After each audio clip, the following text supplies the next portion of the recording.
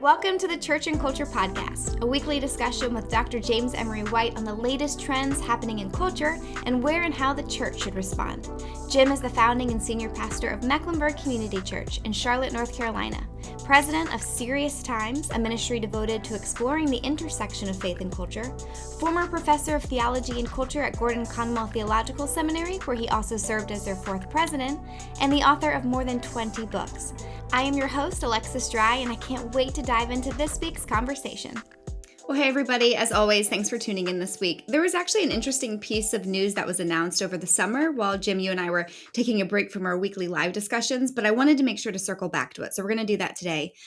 So in short, the IRS announced back in July that churches and other houses of worship are now allowed to endorse political candidates to their congregations, to do that directly. Now, this type of political activity had previously been barred by the IRS because of the tax-exempt status of nonprofits, but that's no longer the case. So, Jim, to help us better understand exactly what's changing, can you talk a bit more about why this ban was initially put into place and then maybe why the change of heart? I mean, we're talking something that's been in place for over 70 years. I mean, it was put in place in 1954. That may not sound like that long ago, but that's over 70 years. Then Senator Lyndon Johnson proposed and successfully passed legislation prohibiting nonprofits from either opposing or endorsing a candidate. After, I might add, being opposed by a nonprofit organization as part of his election. We'll bracket that off for a minute. But since that time, since that legislation, churches have not been able to directly oppose or endorse a political candidate. No church can officially say, we endorse John Doe or we oppose Jane Doe. As for the change of heart, you can chalk it up to a change of political environment, a change of political temperament, specifically the current administration wanting to allow churches to have more of an influence. And quite frankly, they were being lobbied by a certain segment within the church community to get rid of the Johnson Amendment, as it has been known. The cynics would say it's the same reason Johnson got involved in the matter, that it's the same kind of politics. In other words, Johnson proposed muzzling churches because they might oppose him. The current administration wants to unleash churches because they think it will outspokenly support them. Those who are less cynical would say it's a reversal that has many have been looking for and lobbying for many, many years. And it just is that which allows churches to have the optimal voice. The idea being that the separation of church and state was never meant to keep the state out of the church. It was always meant to keep the state out of the church. It was never meant to keep the church out of the state. So it never meant for the church to be muzzled when it came to political affairs. So again, a less cynical view would say this is just really correcting something that should never have been there. Let's talk about specifics, because I've heard you mention this before, and it's always been really helpful for me. What were churches allowed or not allowed to do before, and what are they allowed to do now? All right, let me tell you what it's been like for the bulk of my ministry, vocational career, and again, for 70 years. The legislation prohibited nonprofits from either opposing or endorsing a candidate. And let me just say that the language was directly opposing or endorsing a candidate. The key word there is directly. No church can officially say, we endorse so-so, we oppose so-and-so. Not only that, but a pastor cannot send out a written endorsement, a personal written endorsement on church letterhead. Political signs cannot be placed on church property. The only participation in the political process that is allowed is indirect, which is why I said direct is a key word. Indirect is allowed, which means pastors I can personally endorse a candidate. I can tell you who I like in the parking lot, at the grocery store aisle as part of a normal conversation. I could use my personal blog or Facebook page, Twitter, Instagram account. I can say anything I want, endorse anyone I want directly. I just can't do it from the podium. I can't do it as part of a service, part of a gathering, part of a formal church function. As a pastor, I can also personally work for a candidate and I can contribute financially to their campaign. And even if my contribution is publicized, which many contributions are. But the church itself cannot contribute financially with church funds, even if the entire membership got together and approved it. Can't do it. I can also endorse a candidate in print. I can use my title. I could have James Emery White, PhD, founding and senior pastor of Mecklenburg Community Church, whatever. You could have whatever you want to have in terms of your name and your titles, organizations you're associated with. I just can't have it be on official letterhead. I'm free to speak and teach on every conceivable moral and social issue that may be part of hot political debate. Abortion, gay marriage, social justice, racial reconciliation, the economy, healthcare, immigration, the environment, gender identity. You name it, anything that's out there. Even if by my teaching, by implication, it throws support toward one candidate or critiques another. As a church, we can also take official positions on all of these issues, any issue we want, as long as we don't directly endorse or oppose a candidate in the process of making clear where we stand on a particular issue. As a church, we can organize voter registration drives, as long as they are directed at all eligible voters and not toward just one political party. Like our voter drive isn't just trying to get more to the Republican role or more to the Democrat role. We can hold forums where candidates are invited to address the issues. If a candidate were to visit our church, they could be publicly recognized. They could be introduced. They could stand up and say a few words. We can have them speak from our stage, as long as that candidate is not directly endorsed or that candidate urges the church to vote for them. So we can't do that and they can't do that. But they can speak, even in the midst of a political election. We can distribute nonpartisan voter guides, giving information on where each candidate stands on the issues. That's very popular, actually, with a lot of churches to distribute these voter guides. And, of course, we can offer our campus as a voting station, which we at MEC have done on multiple occasions, just as a service to our community. Until now, that was it. Now we can do more. The key part of the law, which became, as I mentioned, is known as the Johnson Amendment, has largely been nullified. The Internal Revenue Service recently said that churches can endorse candidates from the pulpit without fear of penalty. And that penalty would have been, and this has always been what the Johnson Amendment kind of held over churches. If you do, you'll lose your tax-exempt status. And the vast majority of churches could not survive without their tax-exempt status.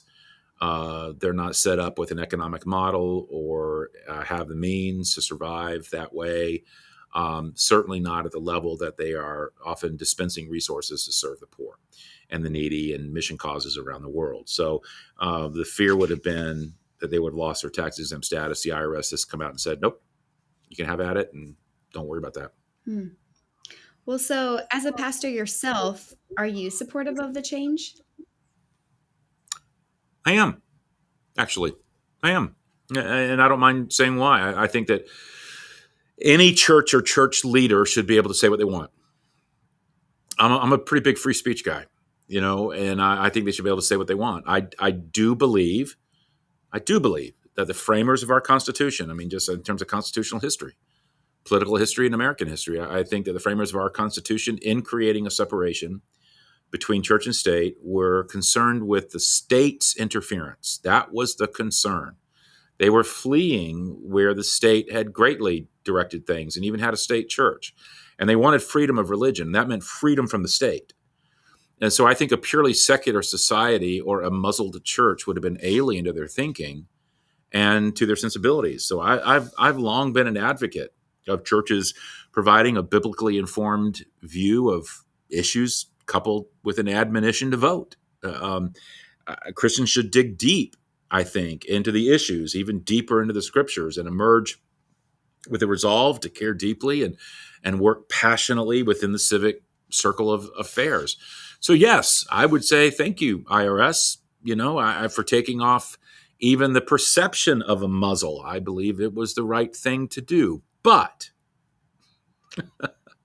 not everything we are free to do is necessarily the most strategic or the wisest. That's interesting. And in fact, this topic came on my radar because you wrote a blog a few months ago and about this. And you wrote in that even with this change of policy, you're not about to start telling our congregation who to vote for, even though you now can. So why is that? Right. Even with this new freedom, you will not find me endorsing a candidate, not publicly from the stage. At MEC, we steer clear of anything politically overt for the simple reason that we're passionate about reaching the unchurched. And being associated with politics in that kind of an overt way provides an unnecessary and avoidable barrier to presenting the gospel. And in our culture, even the most innocent of associations or appearances can make this association. Now, let me be clear. Having said that, do I speak openly about cultural issues? I think most people would say I'm probably one of the more outspoken pastors around. But no one who would hear me speak on, say, gay marriage or abortion, gender identity, racial reconciliation, the environment, would feel the talk was in any way meant to be overtly political. And in truth, such talks aren't. That's not my motivation. It's just the teaching and application of the Bible to all of life and culture. Now, and to the pressing issues of the day. And many of the pressing issues of the day do get caught up in culture wars and do get caught up in politics. But I refuse to get sucked into it that way. I'm just trying to apply the Bible to bear on the issues of the day. Let the political chips fall where they may. Okay, I'm a Bible guy. That's what I'm going to teach. If such teaching informs the political involvement of the Christ follower, then so be it, and good for it if it does, for that matter. But that's not the primary purpose. When it comes to politics and the pulpit, and the truth is that there are stands that one or both parties may take on a specific issue that reflect the kingdom of God, or that does not. Meaning issues about the sanctity of human life, the definition of marriage and family, how the poor are treated, whether those who are victimized are protected. Based on your reading of the Bible, you may find that one party gets one set of issues right and the other party gets them wrong. It's very difficult when someone kind of tries to make one party the Christian party, when in truth we should be bigger than that, above that. Because like I said, one party may get one set of issues right, let's just say sexual morality. The other party gets another set of issues right, say economic morality. And to add to the complexity, on some of these issues, thoughtful, Bible-believing Christians disagree about how best to flesh out the principles of the Bible in addressing various matters, such as with immigration or welfare, or when a war is just and when it is not, or how best to care for the environment. So, I won't be endorsing a candidate or a party anytime soon from, our stage. But you will find me saying loud and clear that politics matter, and encourage people to be involved in politics. We are to be salt and we're to be light, and that includes being salt and light politically. Not primarily as Republicans or Democrats, but as Christians, and Republicans and Democrats second. How we vote matters. I'll go to my deathbed on that one too. There are issues where the Bible offers us clear guidance and offers us clear insight. There's right, there's wrong, there's good, there's bad, there's true, and there's false. And there are values we should work to uphold. Who is president of the United States? And I know we have listeners from around the world, but let me speak from the United States context. Who is president? Who is a U.S. senator or representative? Who is on the U.S. Supreme Court? Their values, their worldview, their decision-making, it obviously matters. Only a fool would say it doesn't matter. Of course it matters. And Christians are obligated to exercise their influence. As mentioned, the divide between church and state, though, was never meant to keep the church out of the state. It was meant to keep the state out of the church. And I do believe that is an accurate reading of history. We are to be salt and light politically, but, and this is an important qualifier, and I've said this multiple times, I know you've heard me say this, is the ultimate goal, though, politically and missionally, a Christian nation, or is it a nation of Christians? And I want to repeat that. Is the ultimate goal a Christian nation, or a nation of Christians? I think the answer is unequivocal. The ultimate goal is a nation of Christians, which I might add will make the nation more decisively Christian, faster, better, deeper than anything that could ever be legislated. I need to say this because it seems as though there's a segment of the Christian community right now that has become political first and Christian second. If we had the same passion for sharing the message of Jesus as we do for sharing our political views online, this would be a changed world. So shame on us when we get this out of whack. The clear bottom line is this: you can't legislate morality. You can't pass a law that changes a human heart. I'm reminded of Solzhenitsyn's, what he wrote in the Gulag Archipelago when he was imprisoned in the former Soviet Union. And he wrote about how the line that divides good and evil in our world doesn't pass through states. It doesn't pass through politics. It doesn't pass through parties. It passes through the human heart. The human heart is the real issue. And biblically, I believe he was absolutely right. Now, let me go even further on this. And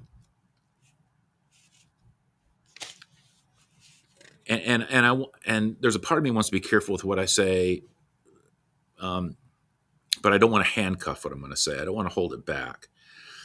Ideology is just bad for the church, Lex. It's just bad. And it's bad for church health. It's bad for church growth. It is. There were a lot of churches that went ideological, deeply ideological during COVID. And it didn't do one of them any good long term.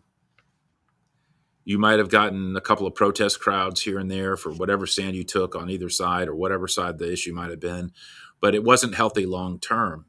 We actually tried to not be ideological and tried to stay deeply theological, and we grew like crazy and still are. And I saw the churches that kind of almost went for the crowd, the temporary crowd, the angry crowd for whatever issue, to try to get one, and it just didn't work for them, and it was just unhealthy.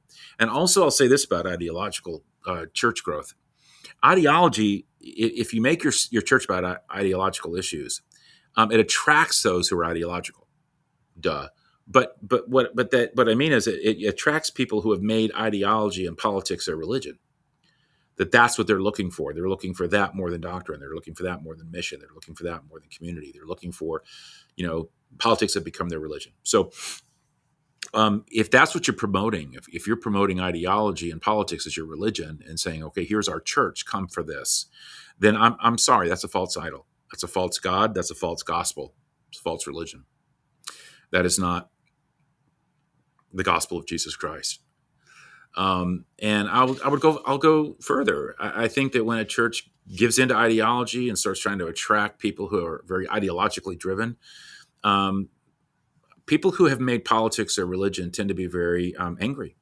I don't care whether it's right or left. They just tend to be angry and very divisive and not particularly loving and grace-filled. And it breeds within the church division and lovelessness. In other words, it brings a toxic kind of atmosphere with it. And because what ideology tends to do is it's continually narrowing who's in and who's out. And instead of expanding it in terms of who's in based on love and grace. And so I really just think that when you go ideology for a church, it diminishes the mission of the kingdom, because what you do is you substitute and make the kingdom of the world everything, the kingdom of this world, when Jesus said, my kingdom is not of this world. And so I think you're making that terrible, terrible mistake. And then all of a sudden everything becomes winning and losing about power and enemies. And it's just a toxic mess instead of serving and evangelizing and doing the mission. So I think that when churches do go ideological, it's a recipe for a very unhealthy, dysfunctional, and often disintegrating, dividing, self-imploding entity. Well, what's ironic is that Lifeway Research, they did a study last year, and it found that most Americans don't even want their ministers to endorse candidates. I will say they're more open to that possibility now than they used to be. But in light of that, what do you think congregants do want their pastors to do or say in relation to politics? Yeah. And just real quick, it was kind of interesting. I remember I did a whole series on politics back in I don't know, a few years ago, and whenever I've talked on things, people are saying, gosh, okay, they were trying to parse who I was voting for based on what I said. What's so interesting is that you had almost equal number thinking I was going to vote one way and the other thing is going to vote the other way. So I thought, okay, I got the entire church split on what they think, how they think I'll vote, which means I did good. I did good. What do people want? I think they want help to know how to think and vote as a Christian. To not give into partisan politics, but to give into Christian reflection. How do I make this decision as a thoughtful Christian? Help them vote from the deep well of a biblical worldview. To help them look at the issues and the stands various parties and candidates have taken and think Christianly about them, and then vote Christianly about them in light of the conscience of the Holy Spirit within their life. Just that's what it means to be salt and light. But again, that's exactly what's and again on a lot of issues, and there needs to be some humility on this. I'm not saying on every issue, but on a lot of issues, thinking Christians can disagree. But in terms of doing this biblically, this is exactly what so many of us do not do. What we tend to do is compartmentalize our thinking. A compartmentalized mind is one that separates life into categories. So you have faith over here, your job over here, family over here, your online presence over there, what you do with your money in the stock market over there, and none of it's integrated. None of it's integrated. So our thinking about one area doesn't inform our thinking in another area. So you can be a Christian and not reflect Christianly about something. You can not reflect about an issue in light of your faith. So for example, what does it mean to think about the sanctity of human life and its ending biblically? What does it mean to, and not just pragmatically, or financially? What does it mean to think about immigration biblically? What does it mean to think about issues surrounding gay marriage or gender identity biblically? What does it mean to think about the poor biblically? It's stunning how few Christians even attempt to look at the issues through a biblical lens. They just swallow an entire platform, that's been offered to them, left or right, uncritically, and often with an evangelistic zeal. And I do mean with evangelistic zeal. I mean, I've said this throughout. I'll say it again. Today, people have politics as their religion. They have swapped out theology for ideology, and that is obviously deeply flawed. But we are needing to do more than we're doing more, though, as a culture than just putting parties above Jesus. We're removing Jesus altogether. I remember you mentioned Lifeway. I remember a study that came out of Lifeway back in the 2016 election cycle. It really stood out to me. Found that only 1 out of every 10 Christians, 1 out of every 10, said that the Bible shaped their political views. Okay, so 90% of all Christians admitted the Bible does not shape my political views. They were influenced either by friends or the media or whatever ideology that they had embraced. And again, you can have 2 Christians agree on the values of the Christian faith, but disagree on how best to flesh them out in terms of to get to the biblical goal legislatively. But to have only 1 out of every 10 even bother to find out what our common Christian values are, much less how best to apply them, is just unconscionable. We've just got to work toward a Christian worldview. And worldview is a key word. Your worldview is a set of ideas by which you judge other ideas. It's how you engage the vast range of human thought and creation from a Christian perspective. For example, if you think of something, the example I often give is if you just think about the question, where did we come from? Well, that's a basic foundational question. And it's key to a Christian worldview because there's just a limited number of answers that you can give to that question. You can say we came about by chance, which is the naturalist contention. You can say we don't really exist, which is, you could characterize the Eastern response, but more specifically the Hindu response. And then you could say we were spoken into existence by a creator. Now, for the Christian, the answer, where do we come from and who are we, gives a foundation for thinking that no other answer gives. We would say that we were spoken into existence by the living God. We were created by the Creator. And because we were created, there's value in every single person, which means there is meaning and purpose to every single life. There is someone above and outside of our existence who stands over it as authority. Wow, that's a lot. That changes everything, because that means that truth is not something I create for myself. It is something discovered. Truth is given to us. It is not determined by us. That blows apart a lot of cultural thinking and gives clarity on a lot of cultural issues.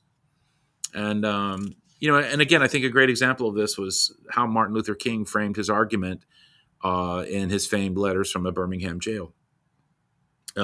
Because he thought as a Christian, when he dealt with where did we come from, well, his answer was we were spoken into existence by God. Because that was his worldview, he could say, listen, there's two types of law. There's just and there's unjust. And a just law is a man-made law that squares with the moral law or law of God. That's the only thing that makes it just, is that it squares with God's law. And an unjust law is one that is out of harmony with God's moral law. And then he went on to make the case that segregation statutes were unjust because they're outside of God's moral law. He laid claim to a law above man's law. No other worldview would have given King that basis for thinking, that basis for such a claim. And from it, he was obviously salt and light in a very critical area. And that's God's call in our life. Be political, be deeply political, be passionately political, but as salt and light, not as a partisan player. Hold fast to the idea that if you are a Christ follower, you are a Christ follower first. You are a Republican or you are a Democrat second. And the goal is to develop a biblical worldview by which to engage all the issues and to follow that worldview. And as you vote, you'll be evaluating which one you think upholds the most biblical worldview and the most compelling aspects of a biblical worldview. Because again, both parties are going to get, some right. They're going to get some wrong. You're going to have to walk through them first and foremost as a Christian as you vote. Christians can differ on policy points and legislative maneuvers and legislative strategies, but not on the key values that make up the Christian faith. So, for example, we can talk about how to serve the poor, but we should have no debate that we're called to serve the poor. We can talk about how best to preserve the sanctity of human life, but we're called to preserve the sanctity of human life. I mean, we can talk about how best to bring about social justice, but we're called to bring about social justice. We can talk about how to be salt and light in relation to sexual morality, but we're called to be salt and light in relation to sexual morality. And so the bottom line is be political, but as a Christian first, and politics, politico second.